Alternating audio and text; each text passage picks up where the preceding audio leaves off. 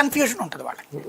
అంటే తీవ్రవాద శిబిరాలను డైరెక్ట్గా టార్గెట్ చేసినప్పుడు ఏదో జరిగి ఉంటుంది అనేది కదా వాళ్ళు చెప్తోంది. అంతేగాని డైరెక్ట్గా మా సైనిక స్థావరం మీద చేశారని చెప్పట్లేదుగా, డైరెక్ట్గా మా ప్రభుత్వ కార్యాలయం ధ్వంసం చేశారని చెప్పట్లేదుగా. అంటే వాళ్ళకి వాళ్ళు అఫీషియల్గా లెక్క చెప్పరా సార్? అంటే ఇప్పుడు 30 మంది ఎంతో చనిపోయారు అనేది ఒక లెక్క వస్తుంది, అది ఎంతవరకు కరెక్ట్? కానీ ఇంకా ఎక్కువ మందే ఉండుంటారు. ఇందులో ఈ మసూద్ అనేవాడు ఎవడైతే ఉన్నాడో వాడు కుటుంబ సభ్యులు కూడా చనిపోయారు అనేది వాళ్ళు చెప్పరు. అది తర్వాత నిదానంగా బయటకు వస్తుంది. వాడు బిన్ లాడెన్ పోయినప్పుడు కూడా చెప్పలా. అమెరికా లేపేసి ఆడి శవాన్ని తీసుకెళ్లి సముద్రంలో పారేసింది.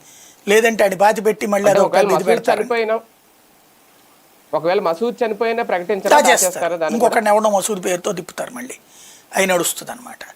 ఇక్కడ సమస్యల్లో ఏంటంటే ఇవాళ వాళ్ళకి ఏం చేయాలి. ఇప్పుడు మనం ఉగ్ర శిబిరం ఇచ్చేసాం, ఇప్పుడు ఇక్కడ ఉగ్రవాద శిబిరాలు మనం ఏం పెంచి పోషించట్లేదు కదా, కాబట్టి ఏం చేయలేరు.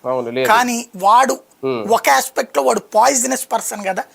ఈ ఎవడైతే మునీర్ ఉన్నాడో వాడు అందులో ఈ ప్రత్యేకించి మత పిచ్చని అణువణువున కూరుకున్నాడు.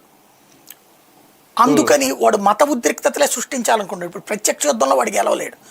అందుకని ఒక అనుమానం ఏముందంటే ఇండియాకి, వాడు ఇక్కడ ఉన్నటువంటి టెంపుల్స్ మీద అటాక్ చేశాడు అనుకోండి. ఇప్పుడు మొన్ననే ఉంది, ఇంతవరకు ఎప్పుడూ లేనిది.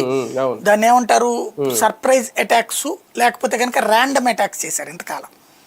ముస్లింల మీదనైనా హిందువుల మీదనైనా చూసుకోకుండా అందరిని కనబడ్డ వాళ్ళందరినీ కాల్చి చంపడం. ఇప్పుడు అట్లా కాకుండా హిందువా ముస్లిం అని అడిగి